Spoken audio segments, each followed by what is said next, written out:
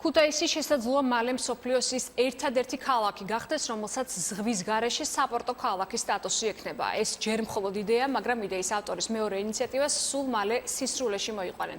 დეპუტატი ომარ ნიშნიანიძე ქუთაისის შემოსასვლელში აიეტს დგამს ჰელიოსისა და პერსეს მრისხანე ვაჟის და ძველი კოლხეთის მითიური მეფის მონუმენტს სავარაუდოდ ნიკეაზე განათავსებენ. ცნობილია ავტორის ვინაობაც.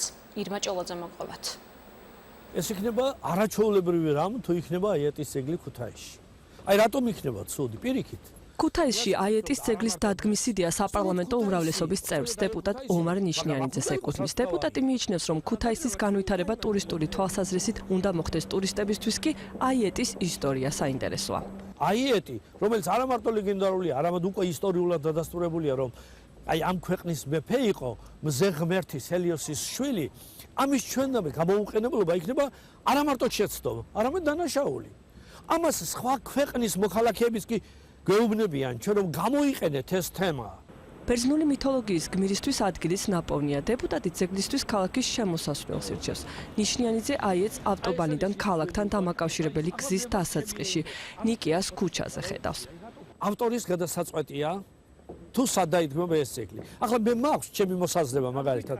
მე მინდა რომ ეს ძეგლი იდგას ქუთაისის შემოსასვლელში. აი ნიკეას მხარე, გეგუთის მხარდან მთავარი შემოსასვლელი რომ გაუკეთდება ქუთაისს.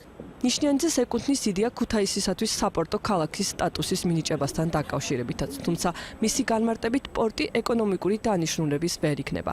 არგონავტების 50 ნიჩბიანი გემის მსგავსი მოდელის შექმნით კანონმდებელი კვლავ ტურიზმის განვითარებას პროგნოზირებს. სხვათა შორის მე უნდა გითხრათ, რომ არგონავტიკის თემაზე ეს მხოლოდ საწყისი არის. ეს მხოლოდ ერთი ნიუანსია. არგონავტიკის თემა უნდა გაიშალოს ქუთაისში და ამაზე უკვე მუშაობს ქალაქის ხელმძღვანელობა. წარმოვიდგინოთ, რომ დავუდგით ჩვენ აიეტის ძეგლი და წარმოვიდგინეთ, შენ ხა გამწარებული საბერძნეთ ეკონომიკური მდგომარეობა, ესე თავიდან გამოაგზავნის იასონს და დიემერე ოქროსაწვისი არა გვაქვს თავიდან გვანებე და მოამბე დაინტერესდა, რას ფიქრობენ ქუთაისელები ომარ ნიშნიანიძის ინიციატივებზე. მოსაზრებები განსხვავებულია. რიონში დავიჭირი ამ საახალწლოდ ოქროს თევზი. თუ რა იყვალი გაქვს მე? ხო და მე ვუთხარი ოქროს თევზს, ვუთხარი ხო იცი როგორ ხდება ხოლმე? სამისრული უნდა შევისრულო თქო. და დამანebe თუ გაციხარ თავი. ომარია ნიშნიანიძე დამიჭირა, ეხლა მე პორტის აღშენება ვთქვარცალი ახლა შეთვის. ყველაფერი უნდა გავაკეთოთ იმისათვის, რომ რა შეიძლება მეტი ტურისტი მოვიზიდოთ და იყოს აიეტის ძეგლი, ახლა გალიევის და იმისი ძეგლი თუ არის, როცა იგადის, აი ეს რაღაც დააშავა გასო.